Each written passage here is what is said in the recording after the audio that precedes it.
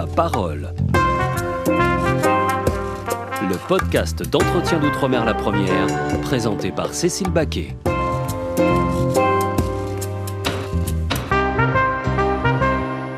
Bonjour Nelson Foy. Bonjour. Vous êtes réalisateur et scénariste. Votre premier long métrage intitulé Zion a marqué le public, en particulier aux Antilles et en Guyane, où il est sorti avant l'Hexagone et où il a remporté un vif succès en 2025. Au total, 1,5 million de spectateurs pour un film à petit budget qui n'a pas été facile à monter. C'est bien ça, Nelson? C'est ça, on est bon. Alors dans Ma parole, on fait le portrait de nos invités et donc avec vous, on ne va pas faire exception, on va commencer de manière chronologique. Vous êtes donc né en 1986 en région parisienne, vous avez 40 ans? Presque, mais il ne faut pas me bientôt vieillir 40 à ans. la fin de l'année. Ouais. Et une carrière de réalisateur de films qui s'ouvre devant vous. Où est-ce que vous êtes né en région parisienne et quel jour? Parce que ça, c'est pas précisé dans votre biographie. Alors moi, je suis né le 31 octobre, je suis né le jour d'Halloween. En 86, donc ça me rajeunit pas. Et quand vous m'avez dit 40 ans, ça m'a fait un truc très bizarre. C'est la première fois qu'on me dit ça. J'en ai 39, Désolé. Oui, ça arrive. Et non, mais du coup, c'est bien. J'ai des amis qui y sont pas arrivés aux 40 ans, donc voilà, on sait bien, c'est beau. Mais le 31, donc je suis né le jour d'Halloween et je suis né au Lilas. Et j'ai pas habité là-bas, mais je suis né au Lilas. Et au départ, j'ai commencé mes deux premières années de ma vie à Paris, rue Saint-Denis, dans un bâtiment à prostituées. À l'époque, la rue Saint-Denis, c'était vraiment ça. Oui, ça a changé maintenant. Oui, ça a changé. Maintenant, c'est plus hype. C'est plus. À l'époque, c'était pas ça. C'est bien, ça commence vraiment comme un film. Vous êtes né le jour d'Halloween, dans la rue. Vous avez grandi dans la rue des prostituées. Ouais, c'est ça. Mais un jour, mes parents me racontent un peu des fois l'histoire et mon père me dit qu'au bout d'un moment, souvent les prostituées me donnaient des bonbons ou des francs pour aller acheter des bonbons, tout ça. Puis ils se sont dit, c'est peut-être le moment de changer de quartier parce que on veut pas qu'il tourne mal, que je finisse Mac ou je sais pas quoi. Et donc, non, on devait déménager. Puis finalement, on est parti à Trois-Rivières. En Guadeloupe. En Guadeloupe. Votre prénom, Nelson, il fait tout de suite penser à Nelson Mandela, le leader charismatique de l'Afrique du Sud après l'apartheid. Est-ce que c'est lui qui a inspiré vos parents et non pas Nelson Montfort, le commentateur sportif? Malgré tout le bien que je pense de Nelson Montfort, qui a bercé mon enfance aussi, parce que je suis un grand fan d'athlètes, moi j'en ai fait beaucoup. Mais non, c'est Nelson Mandela. Ouais. Et d'ailleurs, pour la petite histoire, quand il est décédé, on est parti en Afrique du Sud pour l'enterrement avec mon père. Pour assister à ce qui se passait en Afrique du Sud à ce moment-là. Donc c'était la première fois qu'on y allait, on a été 5 jours je crois. Et c'était impossible évidemment de le voir parce que c'était le pays entier qui était là. Et puis, voir sa tombe en fait. Oui, de le voir dans sa tombe. Dans son cercueil. Bien sûr, dans son cercueil, parce qu'en fait il était exposé. Mais on a fait la queue, faisait tout Pretoria, c'est-à-dire que ça descendait toute la ville, c'était impossible, ça n'avançait pas. Et donc c'était le pays entier qui était là, on a l'impression, donc impossible. Et puis le deuxième jour, on a abandonné, on s'est dit on n'y arrivera jamais, c'est pas grave. Vous aviez quel âge? C'était en 2013, donc j'avais peut-être 26, 27. Et donc du coup on a abandonné et on s'est dit on retourne, on part, on va prendre le bus et on est monté dans un bus et le bus a été bloqué et d'un coup on nous a dit il y a un ancien ministre de Mandela dans le bus et là on a vu des motos arriver autour de nous, des policiers et ils ont escorté le bus et ils ont ouvert toutes les grilles et on est passé, on a doublé tout le monde et on est arrivé en haut de Pretoria dans le palais et on a pu voir Mandela.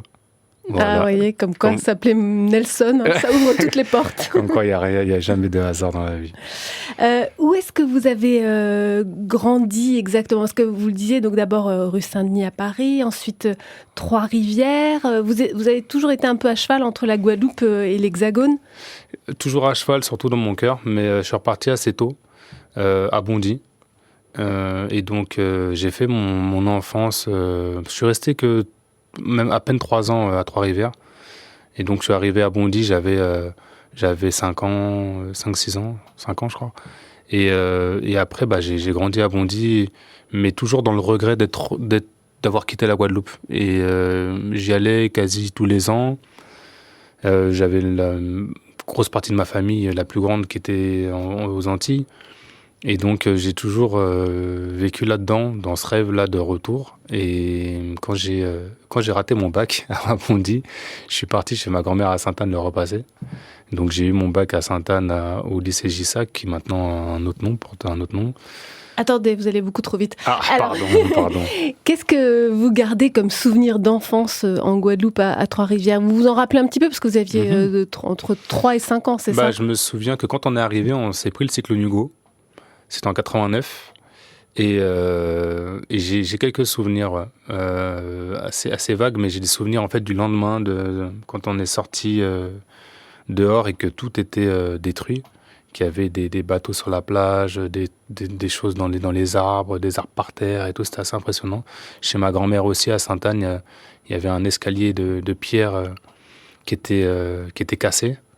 Et non, Après, sinon, j'ai des souvenirs super, évidemment, de la plage de Grand'Anse à Trois-Rivières, j'habitais juste au-dessus. Que le matin, avant d'aller à l'école, il y avait un grand jardin avec des manguiers, je prenais une mangue, c'était mon petit-déj, et après on partait à l'école. Bon voilà, j'ai des super souvenirs de ce début, de cette rencontre avec mon île, et ça m'a perduré. Et votre famille, elle est originaire d'où en Guadeloupe?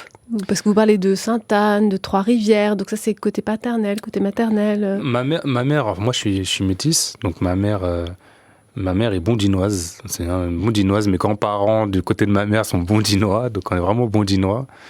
De Bondy. De Bondy, voilà. Et en Seine-Saint-Denis, au nord de Paris. Voilà, dans le 9-3.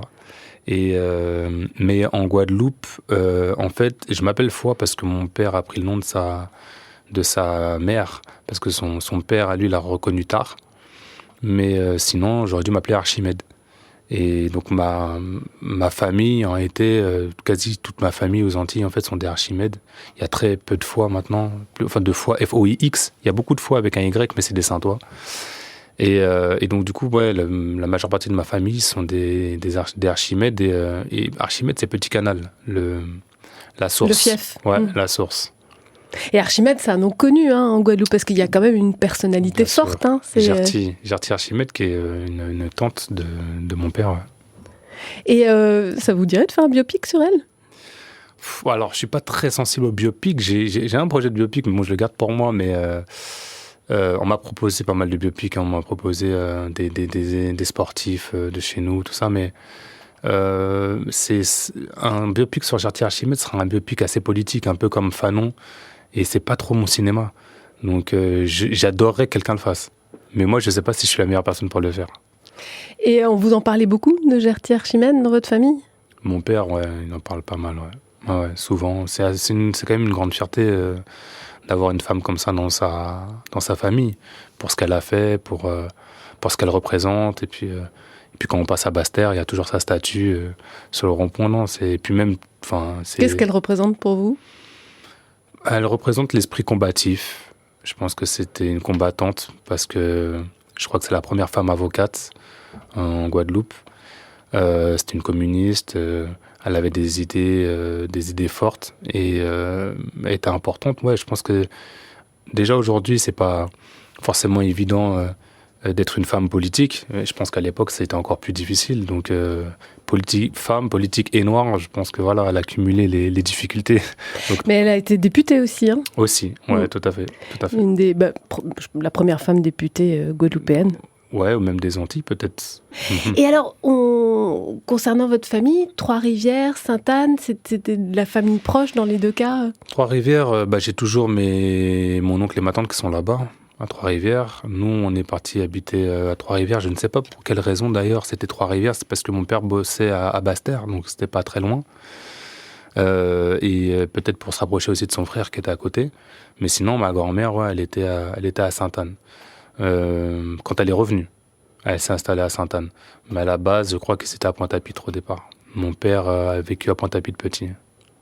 Et alors, vous parlez justement beaucoup de paternité dans vos films.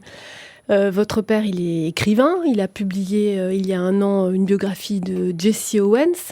Il a écrit pas mal de biographies aussi sur Toussaint Louverture, je crois, le Che Guevara, et puis Martin Luther King. Et est-ce que c'est un peu lui qui vous a inspiré votre désir d'écriture ? Je dirais non, pas vraiment, mais pas directement, je dirais. Après, évidemment que ils m'ont forcément depuis petit baigné un peu dans la culture et ça, forcément, il y a un impact sur moi, ça c'est évident. Après, est-ce que c'est j'ai voulu écrire pour pour faire comme mon père? Non, je crois pas, mais je voulais vraiment faire du cinéma. Personne dans la famille était dans le cinéma. Mon père, je savais pas qu'il écrivait jusqu'à tard, parce qu'il a eu son premier contrat, je crois que j'avais 19 ans.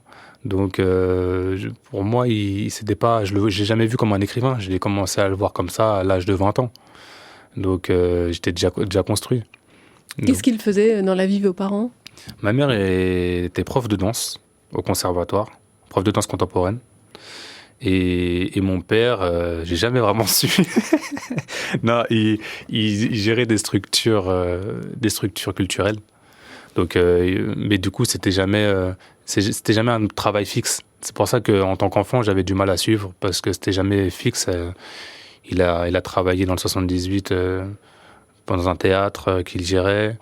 Quand on était en Guadeloupe, pareil, il avait comment ça s'appelle, la scène nationale. Voilà, il bossait dans des endroits comme ça, mais moi, ça me dépassait un peu quand j'étais petit, très honnêtement. Et de quelle manière vous avez appris à parler le créole ? Parce que finalement, vous étiez quand même plus à Bondy qu'en Guadeloupe. Donc, quel rapport vous entretenez avec le créole et parce que vous le défendez plutôt bien dans vos films. Ah, merci. Mais c'est un peu comme tous les Antillais qui ont grandi qui ont grandi en Hexagone. Il y a toujours un rapport particulier avec le créole. On est obligé de s'y mettre sérieusement. C'est pas quelque chose de naturel à la base.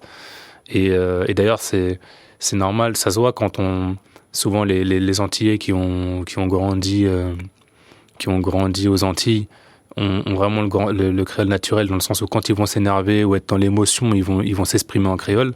Alors que moi, pas du tout. Moi, je peux parler créole avec des amis comme ça, mais quand je vais être dans l'émotion, c'est pas du tout le créole qui va sortir. C'est l'enfance. Donc du coup, ça va plus être le verlan, par exemple. Ça va plus être la banlieue qui va ressortir à ce moment-là. Donc ouais, moi le créole, c'est quelque chose sur lequel j'ai dû me pencher, en réalité, obligatoirement. Et vous l'avez plutôt appris dans la rue, pendant les mois de juillet, août, avec les copains ou Franchement, à l'époque, vraiment plus jeune, on m'avait offert un A6000. Je me rappelle à l'époque, et donc je regardais tout le créole. J'écoutais dans ma famille quand ça parlait, etc. J'écoutais la musique aussi, j'essayais de comprendre et tout. Après, c'est venu... au fur et à mesure, oui, d'être là. Bon, quand je suis revenu en Guadeloupe pour passer le bac, j'étais avec mes potes, entraînés, etc. Après, l'oreille se fait au fur et à mesure. Mais ça prend du temps. Et puis, je suis pas quelqu'un qui force en plus. Ces choses-là, je vais pas être quelqu'un qui va forcer pour dire, oui, regardez, je parle créole. Ça, je laisse les choses venir quand elles viennent. Des fois, quand je suis avec des amis là-bas posés, des fois, ça va venir. Et je vais pas forcer ces choses-là pour... Enfin, j'ai pas un besoin de revendiquer quoi que ce soit par rapport à ça. Mais comme quoi, il ne faut pas mépriser la méthode A6000. Comme quoi, ouais, ça fonctionne. Alors en 2004, vous ratez votre baccalauréat, vous l'avez dit, à Bondy, et vous déménagez ensuite à Sainte-Anne chez votre grand-mère pour le repasser. Bon, ça ferait aussi un bon début de film, je trouve. On a envie de savoir ce que ça vous a appris cette année. Beaucoup de choses, parce que ma grand-mère, elle habite toujours, elle a 101 ans aujourd'hui. Pas mal. Ouais, sur le Morne tricolore à Sainte-Anne, et donc j'étais isolé en fait. À ce moment-là, j'étais isolé, j'avais pas de voiture, j'avais 18 ans, j'étais isolé, alors qu'à Bondy, c'était l'inverse. À Bondy, tout le monde est très proche. J'avais pas besoin d'avoir de voiture, je sors dehors, je croise les potes, etc. Et là, je me suis senti assez seul au départ. On a beau être antillais, on a beau connaître les Antilles, etc. Ça reste on a été construit dans une mentalité aussi dans la banlieue, qui est une mentalité qui n'est pas forcément la même. Et donc, il faut s'adapter. en réalité. Donc c'était une année que j'ai beaucoup aimée parce que elle m'a apporté énormément de choses. Je m'entraînais en athlé à l'époque et en athlétisme, c'était super cool. Enfin, je m'entraînais à Sainte-Anne en bas. J'ai fait pas mal d'amis là. L'école, c'était vraiment autre chose. Le lycée, c'était vraiment une autre ambiance et j'en avais besoin parce que j'avais plus le cœur à retourner au lycée à Bondy. C'était pas possible pour moi. C'était hors de question. Sinon, j'allais arrêter. C'était ma dernière chance.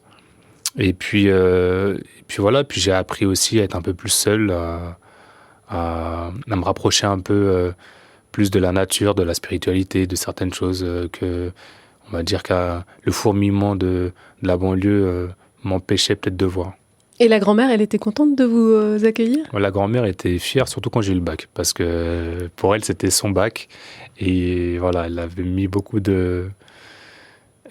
d'énergie, en fait, parce que j'étais pas quelqu'un de facile, en plus. Même pas à 18 ans, j'étais pas facile à gérer, tout ça, pour elle.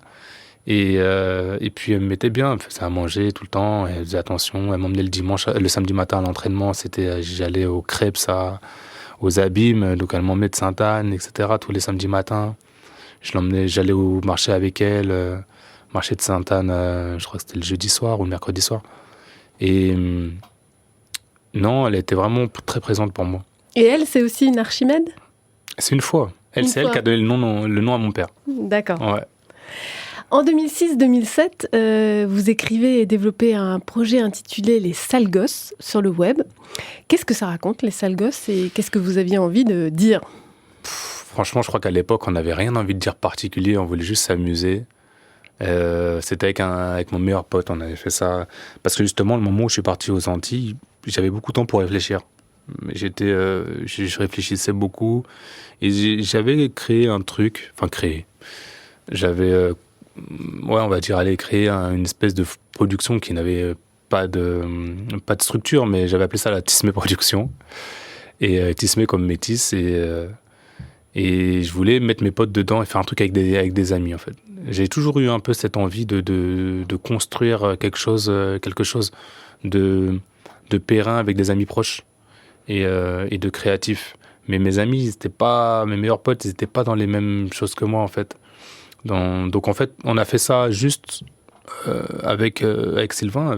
Et ça, c'était à Bondy c'était à Bondy, ouais. C'est quand je suis revenu de la Guadeloupe.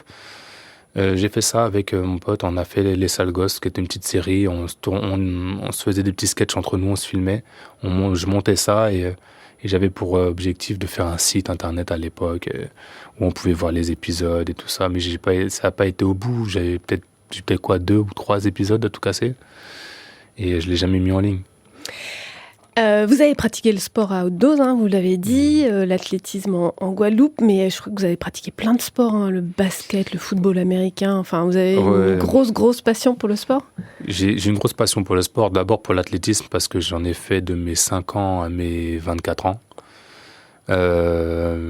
Et après j'ai croisé un peu avec d'autres sports par moment parce que je partais un peu dans tous les sens des fois, donc j'ai fait du full contact, j'ai fait du basket pendant 1 an quand j'avais 15 ans, j'ai fait un petit peu de foot US, j'ai même commencé le JJB à un moment donné, le jiu-jitsu brésilien, mais bon, dès que j'ai commencé à me blesser à l'épaule, j'ai arrêté.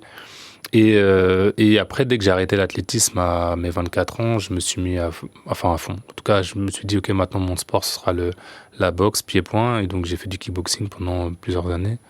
Donc, puis j'ai passé aussi un diplôme d'éducateur sportif. J'étais préparateur physique pendant un petit moment, et voilà. Et alors après cette série Les Sales Gosses que vous avez tourné avec votre ami, vous avez passé un BTS en 2019. Vous étiez où à ce moment-là ? Ça avait à voir avec l'audiovisuel, ce BTS ? Ouais, c'était un BTS audiovisuel, images, à Saint-Denis. Donc l'école s'appelle l'Écart. Et oui, parce qu'en fait, quand je suis revenu, j'ai fait 1 an où je ne savais pas quoi faire. En fait, je ne savais pas quoi faire de ma vie, très honnêtement, parce que j'avais tellement rêvé de sport de haut niveau pendant toute ma vie qu'à ce moment-là, je ne savais pas quoi faire. Donc cette année-là, en fait, j'avais commencé une école d'art appliqué et puis je me suis rendu compte que ce n'était pas du tout mon truc. J'ai arrêté au bout de 3 mois. Et donc, en fait, pendant toute l'année, je faisais je faisais ces petites séries avec mon pote, je faisais des photos que je retouchais, et à côté de ça, je m'entraînais 5 fois par semaine, à l'entraînement tout le temps. Mon objectif, c'était de faire les championnats de France cette année-là. Et donc l'année d'après, je me suis inscrit dans un BTS, et j'ai fait un BTS audiovisuel à Saint-Denis, en me disant que peut-être qu'en réalité, c'est quelque chose qui allait me convenir. Et j'ai fait les 2 ans, j'ai eu mon BTS, et j'ai pas eu envie de continuer parce que j'ai eu l'impression qu'en fait, ma vie, elle n'était pas dans la technique, mais plus dans la création. Et donc, j'ai utilisé les bases techniques que le BTS m'avait données pour tourner des clips, avec un cousin d'ailleurs. Et alors, ce cousin, avec lui, vous fabriquiez des clips. Et c'est qui ce cousin d'abord ? Warren Vrekor, c'est un cousin que j'ai découvert très tard. En fait, c'est le cousin de mes cousins, en fait. Donc, c'est un cousin par alliance. Et donc, en fait, il faisait la même chose que moi. On avait le même âge, on avait 1 an de différence. Et donc, j'ai vu qu'il tournait, il faisait ses trucs à lui. Donc, on s'est rencontrés, puis on a commencé à tourner ensemble. À l'époque, je rappais aussi beaucoup. J'ai rappé pendant des années. Donc, du coup, je faisais aussi des clips pour moi, des clips pour les gens. Et je m'amusais à les monter, à faire ce que je voulais. L'avantage de faire des clips pour moi, c'est que en fait, je pouvais me lâcher artistiquement. Je pouvais faire exactement ce que je voulais. Que quand c'était des commandes, du coup, j'étais obligé de me plier à la vision de l'artiste. Et des fois, j'étais frustré de ne pas pouvoir me lâcher artistiquement, alors que quand c'était moi, je faisais ce que je voulais. Et alors, ces clips, ça vous donne l'envie d'écrire et de réaliser des films ? Ouais, c'est qu'au bout d'un moment, c'était un peu frustrant et limitant, je trouvais. J'avais envie de commencer à raconter des choses. Et donc, j'ai commencé à écrire. À cette époque-là, j'étais animateur en centre de loisirs. J'ai été animateur pendant des années, depuis 2018 ans, 17 ans même. Je crois jusqu'à pendant 10 ans en fait. J'étais animateur et donc à côté de ça j'écrivais, je commençais à écrire. Et comme je prends toujours les choses à l'envers, j'ai voulu écrire un long métrage en me disant que c'est par là que je voulais pas passer par les cours. Et j'ai écrit un long métrage. Enfin j'ai essayé d'apprendre à écrire un long métrage parce qu'entre-temps j'ai rencontré Ozan Palsi, donc la réalisatrice de Rue Cazenègre, et je lui ai demandé de lire un truc que j'avais écrit. Et puis quand elle a vu ce que je lui ai envoyé, elle m'a dit c'est illisible, il faut apprendre à écrire un scénario en fait parce que en gros on peut pas lire ça. Elle m'a dit regarde comment on écrit, elle m'avait envoyé peut-être un scénario, un modèle de mise en page et de comment on faisait un scénario. Donc j'ai regardé puis j'ai commencé ma copine m'a acheté aussi un bouquin sur comment écrire des scénarios et tout, donc je commençais à lire en fait, à lire comment on écrit des scénarios, comment on fait. Et puis j'ai écrit mon premier film, qui était un long métrage que j'ai jamais fait, évidemment. Est-ce que c'est L'Enfant Seul ou non, pas du tout ? Non, c'était un film. Ça, c'est après L'Enfant Seul, avant L'Enfant Seul ou après L'Enfant Seul ? C'est avant L'Enfant Seul. Ça s'appelait Jazz. Et c'était une bonne histoire, mais... Ça parlait de quoi ? Ça parlait d'un gars de quartier qui boxait, qui était boxeur et qui devenait peintre. Voilà. C'était cool. Je l'ai écrit, je l'ai toujours et tout, mais je sais pas si je le ferais. Franchement, je crois pas parce que c'était une autre époque. C'était ma vie de banlieusard qui est maintenant un peu derrière. Et bon, je sais pas. En 2015, donc vous écrivez un premier court-métrage intitulé L'Enfant Seul, que vous tournez entre Bobigny, Bondy et Pantin, en banlieue parisienne. Ça parlait de quoi ? Exactement. En fait, c'est marrant parce que je me dis, justement, après Jazz, ok, on va reprendre les bases, on va partir par le début, on va faire un court-métrage. Allez. Et donc, j'étais plus animateur à ce moment-là, j'étais justement éducateur sportif, j'étais coach sportif dans une salle de sport à Pantin. Et j'avais un collègue qui, lui, rêvait d'être comédien, qui faisait un peu des choses là-dedans. Et je me suis dit, ok, tu sais quoi, je vais t'écrire quelque chose et on va tourner cet été. Et donc, j'ai écrit L'Enfant Seul, qui est une espèce de... Comment on peut dire ça ? C'est un peu un petit prince. Un peu l'histoire du petit prince revisité, version banlieue, avec un SDF et un enfant. La rencontre entre un SDF et un enfant. Voilà. Et qu'est-ce qu'il dessine ? Il dessine rien dans le film, mais il le rencontre et... Pas de mouton ? Non, pas de mouton, mais il le redirige dans sa vie, en fait. Voilà. En 2016, vous tournez votre deuxième court-métrage intitulé 5 minutes 20 secondes. Ça avait à voir avec votre vocation sportive ? Même pas, c'est la durée du film. Le film dure 5 minutes 20. Et je l'ai appelé 5 minutes 20 parce que c'était... D'ailleurs, c'est moi qui joue dans le film. Et c'était une petite histoire, en fait, sur des gars qui font un braquage et qui tournent mal. Et ils se font courser par la police et à la fin, ils fuient et ils se retrouvent dans un hôtel. Et en fait, le seul endroit qu'il a pour se cacher, en fait, c'est dans une piscine. Et donc, il plonge sous la piscine. Et 5 minutes 20 secondes, c'est son record d'apnée, en fait. Et donc, il est caché. Et en fait, il y a le policier qui autour de la piscine qui le cherche. Et lui, il peut pas sortir de l'eau. Et en fait, il repense, pendant qu'il est sous l'eau, il repense à la Guadeloupe et à toute la condition, en fait, des Guadeloupéens. Voilà. Pas mal. Ça donne envie, en tout cas. Et la salle de sport, là où vous travaillez, vous étiez coach sportif, c'était un bon lieu pour écrire et réfléchir à ces films ? Pas trop, parce qu'on était toujours dérangés par des gars qui... en même temps, c'était mon travail, donc c'est normal. Qui voulaient faire du muscle. Voilà, qui voulaient faire de la prise de masse, des trucs comme ça. Donc moi, j'écrivais entre-temps et quand les gars venaient me demander des conseils, ou les filles d'ailleurs, j'allais les conseiller, je faisais mon travail, mais ouais, j'écrivais quand je pouvais. En 2007, vous posez vos valises avec famille 2017. et enfants. Oui, c'est 2017. C'est une petite erreur. En 2017, vous posez vos valises avec famille et enfants dans le quartier Bergevin à Pointe-à-Pitre. Qu'est-ce qui vous a décidé de partir de la banlieue parisienne ? Ce qui m'a dit, un peu comme toujours, hein, c'est l'appel du pays. J'ai toujours l'appel, en fait. Et ça arrive tout le temps.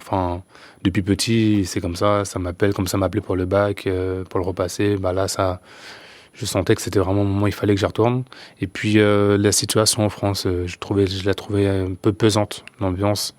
J'en avais un peu marre. Et donc, j'avais besoin de retrouver le pays. Donc, on est parti. Et puis, pareil pour ma compagne aussi. Donc, on est parti. Et puis, parti s'installer à Pointe-à-Pitre. Son père, elle, habite à Bergevin. D'ailleurs, j'ai tourné... c'est là que j'ai tourné Timouna, sans vouloir devancer ce que vous allez dire. Mais on a tourné justement dans l'appartement de son beau-père, de mon beau-père, à Bergevin. Et vous êtes installé dans ce quartier pour y vivre avec votre femme, vos enfants. Ils ont été scolarisés dans le quartier. Ouais. Ils étaient repartis entre-temps, 1 an. Moi, j'avais pas été, mais j'y allais quand le grand était petit. Et il a commencé sa première année maternelle là-bas, dans une école qu'a Raphaël Jolivière maintenant, mais qui à l'époque était au milieu du quartier de Bergevin et qui a été détruite. Là où on a tourné la scène dans Zion, d'ailleurs, la première scène du prophète. Et oui, ils étaient déjà là-bas.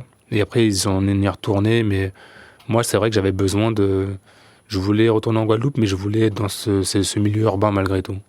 Bizarrement, je voulais pas retourner à la campagne un peu isolé comme j'étais chez ma grand-mère, mais plutôt me retrouver dans la ville cette fois-ci. Et tout le monde y était bien dans ce quartier, parce que c'est pas un quartier réputé facile, hein, quand même, Bergevin. Ouais, non. Bon, après, nous, on était... Ouais, non, c'est sûr. Mais mes enfants, ça a été, ils ont grandi là. Le 3e y est né, d'ailleurs. Et on avait l'école au bout de la rue. Et non, pour les enfants, je pense que ça va. Après, évidemment, il y avait des choses pas faciles. Ouais, je sais que mon grand, quand il était revenu du collège, il y avait eu un assassinat pas très loin. Il avait vu un gars qu'il connaissait, qui était allongé dans une mare de sang avec la police et tout ça. Donc, je crois qu'il était en 6e à ce moment-là. Donc, c'est des choses que les gens vivent beaucoup à Pointe-à-Pitre. Il n'y a pas que ça, mais il y en a quand même. Il faut. Mais ça ne vous faisait pas peur ?